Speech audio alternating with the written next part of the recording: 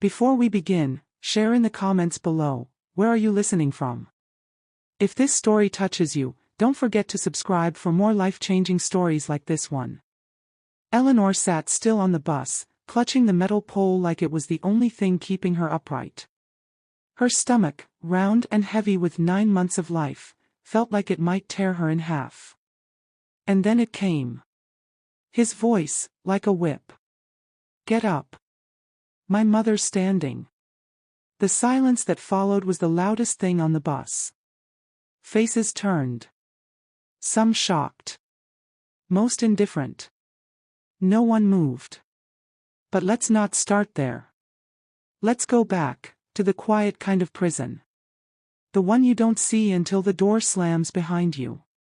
3 years earlier, Eleanor had moved into Marcus's childhood apartment. But it never felt like hers. It smelled of old lemon polish and something colder, obedience. Everything belonged to someone else, and that someone was Beatrice, Marcus's mother. A woman who didn't speak much, but when she did, her words landed like verdicts. Eleanor. She was more ghost than guest. Even the armchair in the corner seemed to sneer at her when she sat in it. And Marcus, he never quite looked at her. Not really. He watched her, though. Monitored. Corrected. Directed. And the strangest thing. He didn't even work. While Eleanor balanced books and managed accounts at a small firm, Marcus floated between hobbies, quick money, and vague plans. But the less he earned, the more control he demanded. He ruled not with violence, but with erosion. Slowly, day by day, he shaved away at her freedom until she couldn't even breathe without asking first. And Beatrice? She never raised her voice. She didn't need to. One look, and Eleanor knew. You're the outsider. You're the problem. By the time Eleanor entered her final month of pregnancy, she barely recognized herself. Gone were the laughter lines. Gone was the girl who used to sing while doing dishes. In her place was someone, tight. Drained. Worn thin. And Marcus noticed. Not with concern. With irritation. On the morning of the clinic visit, Eleanor knew something was wrong. Her lower back throbbed, her vision blurred when she stood, and a nauseating fog filled her head. Still, she said nothing. She wore a dull gray dress, the one he approved of, and tied her hair back like he preferred. Marcus didn't ask if she was okay. He didn't look twice. Beatrice was already waiting in the hallway, coat buttoned, lips tight. No, good morning. No glance. Marcus grabbed Eleanor's wrist, not with violence, but with ownership. We're late. She flinched, but nodded. And followed.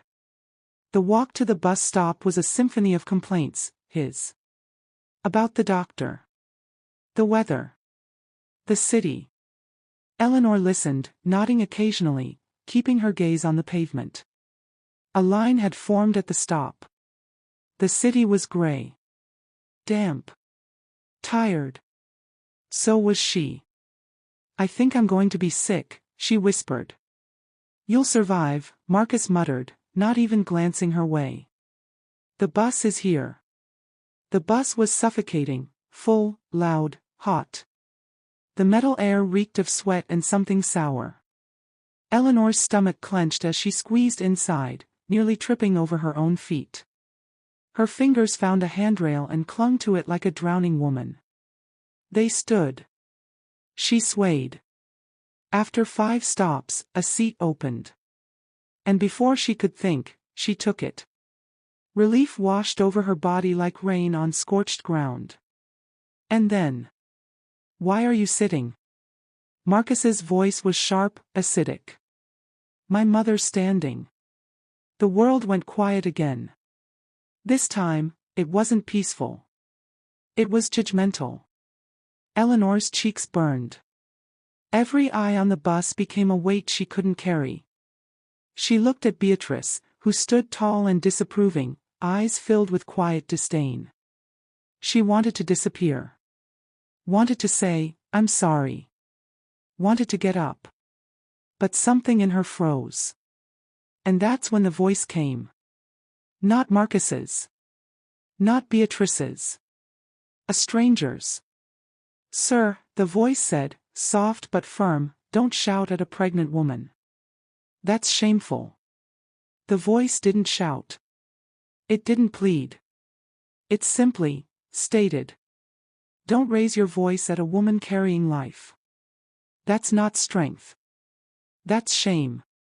The words hung in the air like incense, delicate, undeniable, impossible to ignore. A few heads turned. A cough was stifled. The rhythm of the bus ride had been broken. Eleanor turned her head slowly. At the back, near the window, stood a woman who looked as if she had lived 100 quiet stories. Her silver hair was wound into a careful bun. Her coat was buttoned all the way up. But it was her eyes, those calm, mountain-still eyes, that arrested Eleanor. The woman didn't blink. Didn't flinch. "Dear," she said now, her voice softer but just as unwavering, "you are not furniture.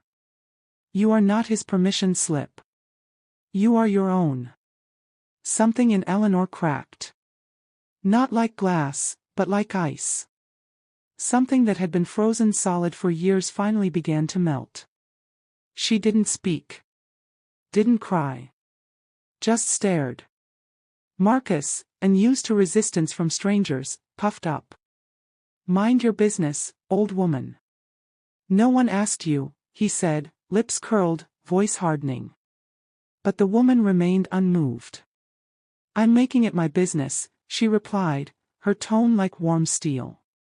"Because silence has already allowed too much." And for the first time in forever, Marcus had no words. Eleanor's fingers tightened around the seat's edge. She felt the dozens of eyes again, some judgmental, some confused, a few quietly supportive. But none of it mattered. What mattered was that a stranger had spoken out loud something Eleanor had buried deep inside. "This isn't love. This isn't life. This isn't okay." She didn't defend herself. Didn't explain how tired she was. How sick she'd felt that morning.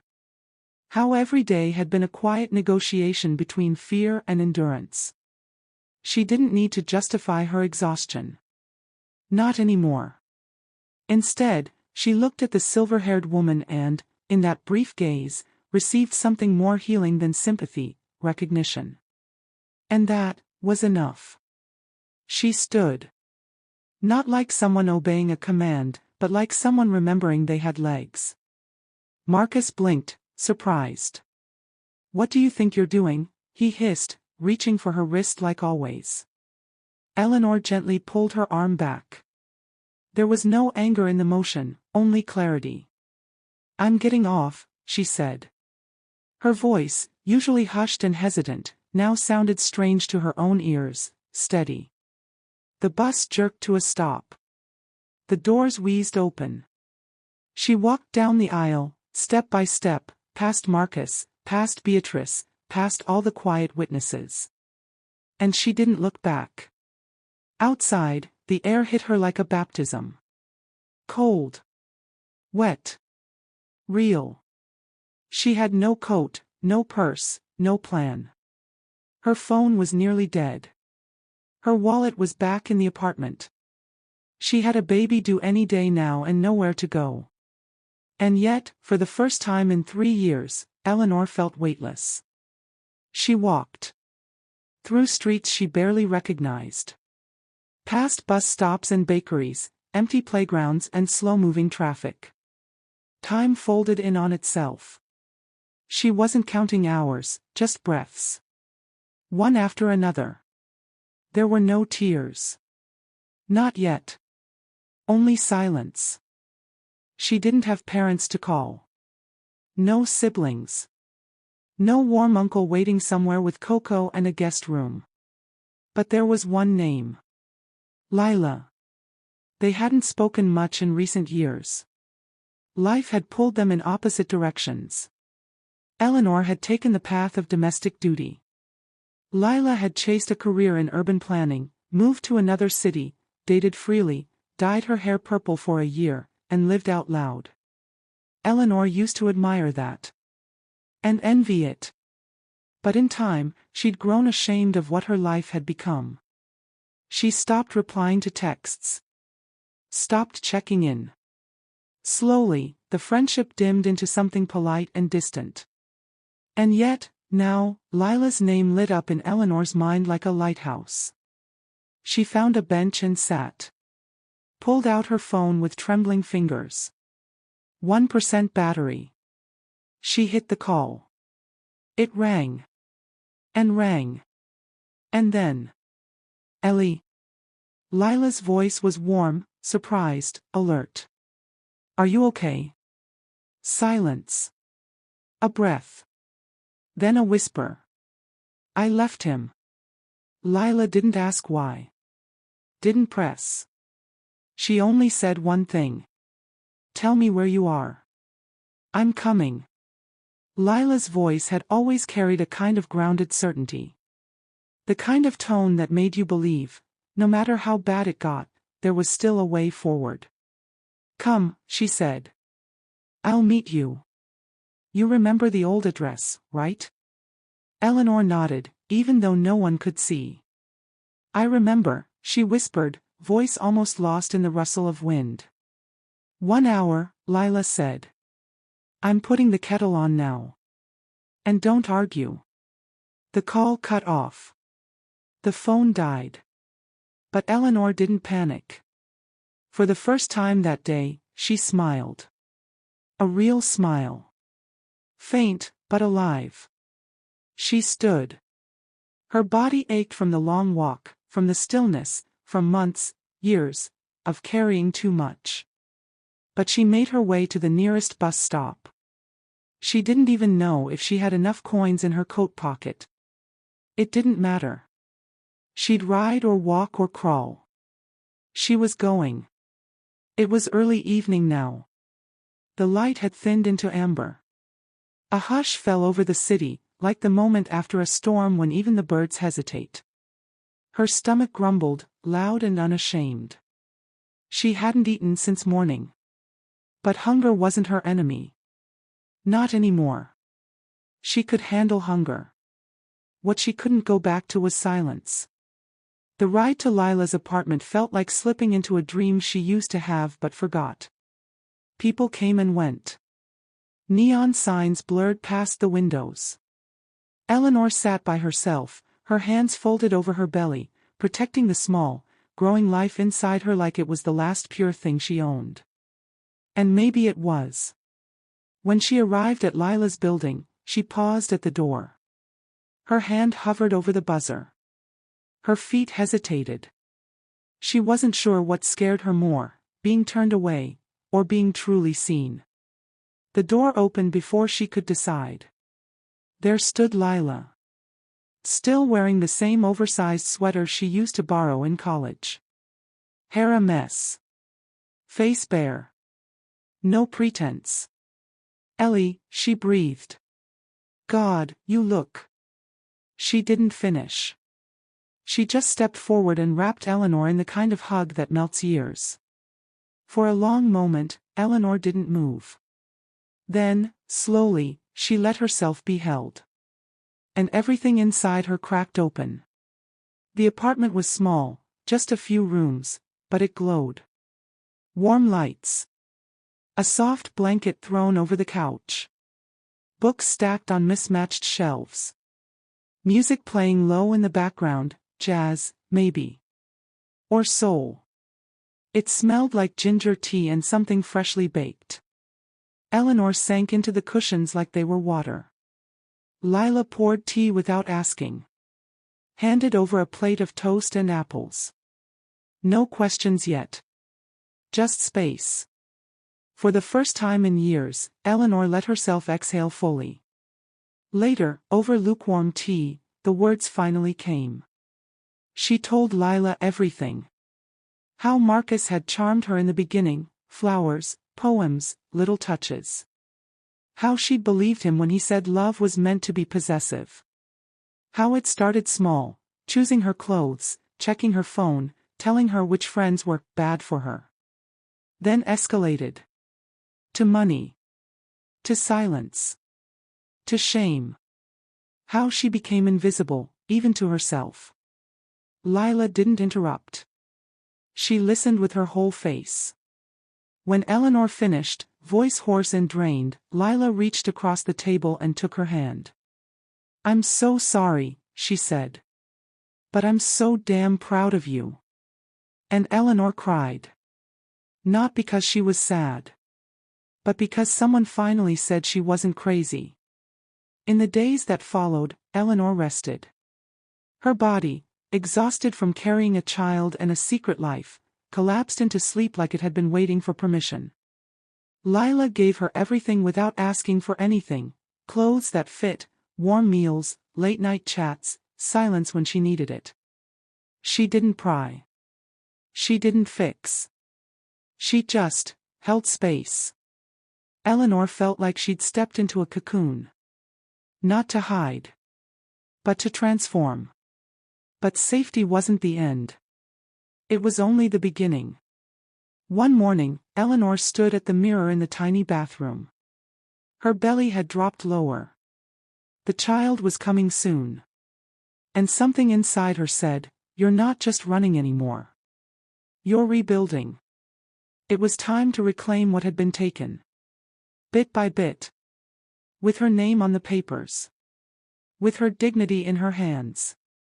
She picked up the phone and dialed a number from her memory. A local lawyer's office. A woman recommended by Lila's neighbor. "Hello," came the voice on the line. "I need to file for divorce," Eleanor said. "And I need to prove psychological abuse." Filing for divorce sounds simple, like clicking a button or filling out a form. But when your name has been whispered instead of spoken, when your address has been someone else's house, when every decision was made in a voice that wasn't yours, it becomes something much heavier. It becomes war. And Eleanor was preparing for it. The lawyer's office was tucked between a laundromat and a bakery. The sign was modest. The entrance, narrow. But the woman behind the desk had eyes that saw straight through pain without flinching. Her name was Marin. No makeup. No small talk. Just presence. Eleanor told her story, clumsily at first. She stumbled over dates, downplayed the humiliations. Years of being told she was dramatic or emotional made it hard to believe her own truth. But Marin didn't blink. "Psychological abuse," she said plainly. "Controlling finances, isolating you, manipulating your emotions, minimizing your needs, using pregnancy as leverage, classic patterns." She slid a notepad across the table. "We'll need everything. Messages. Photos. Witnesses. Medical notes. Recordings, if you have them. Anything that shows a pattern." And just like that, Eleanor had a job again. In the following weeks, while the city prepared for winter, Eleanor dug through her past like an archaeologist. Her belly now low and heavy, she sat at Lila's kitchen table for hours, assembling her case like it was her armor. Old voicemails. Bank screenshots. Calendar entries. Emails she'd saved but never reread. Each one was a bruise she'd learned to hide, now uncovered with trembling fingers. Lila watched her friend, knowing better than to interrupt. She brought tea. Gently reminded her to eat. Sometimes sat beside her in silence, other times offered soft jokes that made Eleanor laugh in spite of herself. Healing never looked glamorous. It looked like paperwork. Tears. Courage in small increments. But Marcus didn't disappear. At first, his number showed up once. Then 3 times a day. Then 10. He didn't beg at first. He demanded. "Where the hell are you? You're humiliating me. You've lost your mind. You're coming back, Eleanor." Enough of this. When she didn't respond, he changed tones. He cried. He apologized. He blamed the pregnancy, the stress, even her. But Eleanor didn't answer. She didn't need to. Because silence, her old prison, had become her protection.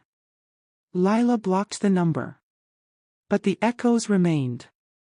Eleanor would wake in the middle of the night, hand over her stomach, heart pounding, certain he would show up at the door. But he never did. Because Marcus wasn't after her anymore. He was after control. And she had finally taken it back. Her body began to signal the end was near. The baby moved less but with more purpose. Braxton Hicks turned into something sharper, deeper. One night, while Lila was out buying groceries, Eleanor stood in the hallway mirror, looking at herself fully dressed. She placed one hand under her belly, the other over her chest. "This is happening," she whispered. And she wasn't afraid. Not of pain. Not of loneliness. Not of doing it alone. She had already survived the hardest part. When the labor started, it was slow and deliberate, like her body had waited for the exact moment she was ready, truly ready. Lila was there every step of the way. Breathing with her. Holding her hand. Keeping the room steady. The hours blurred. Pain rose and fell in waves. Nurses came and went. Doctors spoke in calm, practiced tones. And then, after the longest night, he arrived. Tiny. Red. Wailing. Perfect. Eleanor stared at the bundle placed on her chest, her hands trembling. Noah. She'd chosen the name months ago but hadn't dared say it out loud. Noah, she whispered. You're safe now. In that moment, something ancient broke free inside her. Not anger. Not grief. Power. The pure, animal strength of a mother who had made it through. She cried, of course. But it wasn't sorrow. It was rebirth. The world didn't stop after Noah was born. It grew louder. Diapers. Midnight feedings. Colic. But amidst the whirlwind, there was an anchor, his tiny heartbeat pressed against her chest. Noah didn't ask questions. Didn't need explanations. He simply trusted. And that trust was everything. Weeks passed. The city slid into a different rhythm, colder mornings, soft fog on the windows, leaves turning the color of rust. Eleanor filed the divorce papers quietly. No dramatics. No letters. Just clean ink on a cold page. She wasn't looking for revenge. Just distance. A clean, wide, permanent space between who she was and who she was becoming. Marcus didn't take it well. He tried calling from different numbers. Sent emails titled "We can fix this" and "You're overreacting" and eventually "I'll never forgive you." But it wasn't about forgiveness anymore. She didn't need it. Not from him. Not even from herself. Then one afternoon, Marin called. He wants a meeting. Eleanor didn't flinch. He can have 10 minutes. In public. You'll be there. Of course, Marin said. Are you ready? Eleanor looked down at her sleeping son, his fists curled like commas, breath light as paper. Yes, she said. More than ever. The meeting took place at a small legal center with glass walls and humming fluorescent lights. Marcus arrived in a suit too big for his frame, eyes flicking around the room like he was looking for an ally. Eleanor sat waiting, calm. No makeup. No jewelry. Just her presence, and that was more than enough. Marcus tried charm first. Tried memory. Tried saying her name like it still belonged to him. You look good, he said. Eleanor nodded, silent. I've been thinking. About us. About everything. More silence. I miss you, he said. Still, nothing. Then. I can change. That's when Eleanor spoke. I believe you might, she said gently. But that won't bring me back. Something flickered behind his eyes, confusion, then wounded pride. I loved you. I know, she said. And I loved who I thought you were. He leaned forward, whispering now. We have a child. Yes, she said. And that child deserves a mother who is whole. And a father who doesn't break people to feel powerful. His mouth opened to respond, but no words came. There was nothing left to argue. She wasn't angry. She wasn't cruel. She was done. He signed the papers. No dramatic exit. No last threats. Just a man walking away from a life he no longer controlled. Eleanor stepped outside into the winter sun. And exhaled. She moved into a small apartment a week later. It wasn't much, just 2 rooms, faded wallpaper, a view of the back alley, but it was hers. She bought furniture piece by piece. Hung thrifted art on the walls. Placed tiny plants by the windowsill and whispered, grow. And every evening, she wrapped Noah in a blanket and walked with him through the park, breathing in the new air of her new life. She started working remotely again, part-time at first. Numbers made sense to her. Spreadsheets didn't lie. In the chaos of new motherhood, formulas gave her comfort. She wasn't just surviving anymore. She was building. Some nights, when Noah had fallen asleep on her chest, Eleanor would stare at the ceiling and think about the woman on the bus, the stranger who had said one simple sentence and shifted the course of everything. She never knew her name. Never saw her again. But she had planted a truth Eleanor hadn't dared to claim before. You are not furniture. You are not his. And that truth had bloomed. One morning, while pushing Noah's stroller down the cobblestone street, Eleanor passed a young woman standing silently beside a man who spoke too fast, too sharply. Their eyes met for a second. Eleanor didn't speak. She simply smiled. Not pity. Not advice. Just a quiet message between survivors. You can leave, too. And if this story touched something in you, even just a little, don't forget to subscribe to the channel. We share real stories that remind us what it means to be human. To fall apart, and to begin again. And above all, be kind to yourself. Even when no one else is. Especially then. You are not broken. You are becoming.